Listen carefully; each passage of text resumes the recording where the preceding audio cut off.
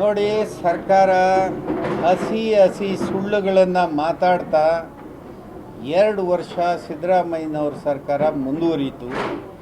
ಯಡಿಯೂರಪ್ಪ ಮಾಡಿದಂಥ ಪಾಪದ ಕೆಲಸ, ರೈತರಿಗೆ ಕೃಷಿ ಕಾಯ್ದೆಯನ್ನು ತಂದು ರೈತರ ಭೂಮಿಯನ್ನು ರೈತರಲ್ಲದವರಿಗೆ ವರ್ಗಾವಣೆ ಮಾಡಲಿಕ್ಕೆ ಕಾಯ್ದೆ ತಿದ್ದುಪಡಿ ಆಯಿತು.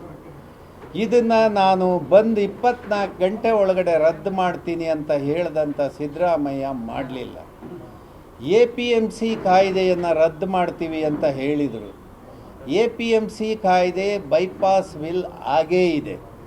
ಆದರೆ ರೈತರಿಗೆ ಸುಳ್ಳು ಹೇಳೋದನ್ನು ಸಿದ್ದರಾಮಯ್ಯ ನಿಲ್ಲಿಸಬೇಕು. ಮತ್ತು ಮೂರನೇದು, MSPಗೆ ಸಂಬಂಧಪಟ್ಟಂಗೆ ಇದುವರೆಗೆ ಮಾತಾಡ್ತಾ ಇಲ್ಲ. ಅದಕ್ಕೊಂದು ಆವರ್ತ ನಿಧಿಯನ್ನು ಸ್ಥಾಪನೆ ಮಾಡಿ ರೈತರು ಬೆಳೆಯನ್ನು ಕಷ್ಟ ಬಿದ್ದು ಬೆಳೆದಿರ್ತಾರೆ, ಅವರಿಗೆ ಉತ್ಪಾದನಾ ಖರ್ಚು ಮೈಮೇಲೆ ಬರಬಾರ್ದು ಅಂತೇಳಿ. ಇದು ಎಲ್ಲದೂ ಕೂಡ ನೋಡುವಾಗ ಇವರು ಬರೀ ಧರ್ಮದ ಹೆಸರಿನಲ್ಲಿ ರಾಜಕಾರಣ ಮತ್ತು ಜಾತಿ ಹೆಸರಿನಲ್ಲಿ ರಾಜಕಾರಣವನ್ನು ಮುಂದುವರಿಸ್ತಾ ಇದ್ದಾರೆ. ಇದು ಅತ್ಯಂತ ಕೆಟ್ಟ ಸಂಸ್ಕೃತಿ. ಇದು ಈಗ ಬಡವನ್ನು ಗುರುತಿಸಬೇಕು, ದೀನ ದಲಿತನ್ನು ಗುರುತಿಸಬೇಕು, ಅದಕ್ಕೆ ಪರಿಹಾರಗಳನ್ನು ಒದಗಿಸ್ಬೇಕು. ಅದನ್ನು ಮಾಡೋದಕ್ಕೆ ಬಿಟ್ಟು ಇವರು ದಾರಿಯನ್ನು ಬದಲಾಯಿಸಿ ನಡೀತಾ ಇದ್ದಾರೆ. ಅದಕ್ಕೆ ಈ ದಿಕ್ಕಲ್ಲಿ ಒಂದು ಪರ್ಯಾಯ ಚಿಂತನೆಯನ್ನು ಕಾಂಗ್ರೆಸ್, BJP, JDSಗೆ ನಾವು ಚಿಂತನೆಯನ್ನು ಮಾಡ್ತಾಯಿದ್ದೀವಿ. ಈ ದಿಕ್ಕಿನಲ್ಲೇ ಕೂಡ ಜನತಾ ಪ್ರಣಾಳಿಕೆ ಅಂತ ಹೇಳಿ ಎಲ್ಲರ ಜನರ ಆಶೋತ್ತಾರಗಳನ್ನು ಇದರಲ್ಲಿ ನಾವು ದಾಖಲೆ ಮಾಡಿದ್ದೀವಿ.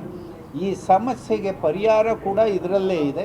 ಹಾಗಾಗಿ ಇದನ್ನು ಚರ್ಚೆ ಮಾಡ್ತಾ ಪ್ರತಿ ಜಿಲ್ಲೆಯಲ್ಲಿ ನಾವು ಬರ್ತೀವಿ. ನೋಡಿ, ಸರ್ಕಾರ ಹಸಿ ಹಸಿ ಸುಳ್ಳುಗಳನ್ನು ಮಾತಾಡ್ತಾ 2 ವರ್ಷ ಸಿದ್ದರಾಮಯ್ಯನವ್ರ ಸರ್ಕಾರ ಮುಂದುವರಿಯಿತು. ಯಡಿಯೂರಪ್ಪ ಮಾಡಿದಂಥ ಪಾಪದ ಕೆಲಸ, ರೈತರಿಗೆ ಕೃಷಿ ಕಾಯ್ದೆಯನ್ನು ತಂದು ರೈತರ ಭೂಮಿಯನ್ನು ರೈತರಲ್ಲದವರಿಗೆ ವರ್ಗಾವಣೆ ಮಾಡಲಿಕ್ಕೆ ಕಾಯ್ದೆ ತಿದ್ದುಪಡಿ ಆಯಿತು.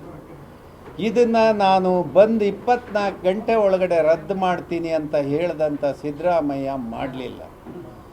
APMC ಕಾಯ್ದೆಯನ್ನು ರದ್ದು ಮಾಡ್ತೀವಿ ಅಂತ ಹೇಳಿದರು. APMC ಕಾಯ್ದೆ ಬೈಪಾಸ್ ವಿಲ್ ಆಗೇ ಇದೆ. ಆದರೆ ರೈತರಿಗೆ ಸುಳ್ಳು ಹೇಳೋದನ್ನು ಸಿದ್ದರಾಮಯ್ಯ ನಿಲ್ಲಿಸಬೇಕು. ಮತ್ತು ಮೂರನೇದು, MSPಗೆ ಸಂಬಂಧಪಟ್ಟಂಗೆ ಇದುವರೆಗೆ ಮಾತಾಡ್ತಾ ಇಲ್ಲ. ಅದಕ್ಕೊಂದು ಆವರ್ತ ನಿಧಿಯನ್ನು ಸ್ಥಾಪನೆ ಮಾಡಿ ರೈತರು ಬೆಳೆಯನ್ನು ಕಷ್ಟ ಬಿದ್ದು ಬೆಳೆದಿರ್ತಾರೆ, ಅವರಿಗೆ ಉತ್ಪಾದನಾ ಖರ್ಚು ಮೈಮೇಲೆ ಬರಬಾರ್ದು ಅಂತೇಳಿ. ಇದು ಎಲ್ಲದೂ ಕೂಡ ನೋಡುವಾಗ ಇವರು ಬರೀ ಧರ್ಮದ ಹೆಸರಿನಲ್ಲಿ ರಾಜಕಾರಣ ಮತ್ತು ಜಾತಿ ಹೆಸರಿನಲ್ಲಿ ರಾಜಕಾರಣವನ್ನು ಮುಂದುವರಿಸ್ತಾ ಇದ್ದಾರೆ. ಇದು ಅತ್ಯಂತ ಕೆಟ್ಟ ಸಂಸ್ಕೃತಿ. ಇದು ಈಗ ಬಡವನ್ನು ಗುರುತಿಸಬೇಕು, ದೀನ ದಲಿತನ್ನು ಗುರುತಿಸಬೇಕು, ಅದಕ್ಕೆ ಪರಿಹಾರಗಳನ್ನು ಒದಗಿಸ್ಬೇಕು. ಅದನ್ನು ಮಾಡೋದಕ್ಕೆ ಬಿಟ್ಟು ಇವರು ದಾರಿಯನ್ನು ಬದಲಾಯಿಸಿ ನಡೀತಾ ಇದ್ದಾರೆ. ಅದಕ್ಕೆ ಈ ದಿಕ್ಕಲ್ಲಿ ಒಂದು ಪರ್ಯಾಯ ಚಿಂತನೆಯನ್ನು ಕಾಂಗ್ರೆಸ್, BJP, JDSಗೆ ನಾವು ಚಿಂತನೆಯನ್ನು ಮಾಡ್ತಾಯಿದ್ದೀವಿ. ಈ ದಿಕ್ಕಿನಲ್ಲೇ ಕೂಡ ಜನತಾ ಪ್ರಣಾಳಿಕೆ ಅಂತ ಹೇಳಿ ಎಲ್ಲರ ಜನರ ಆಶೋತ್ತಾರಗಳನ್ನು ಇದರಲ್ಲಿ ನಾವು ದಾಖಲೆ ಮಾಡಿದ್ದೀವಿ. ಈ ಸಮಸ್ಯೆಗೆ ಪರಿಹಾರ ಕೂಡ ಇದರಲ್ಲೇ ಇದೆ.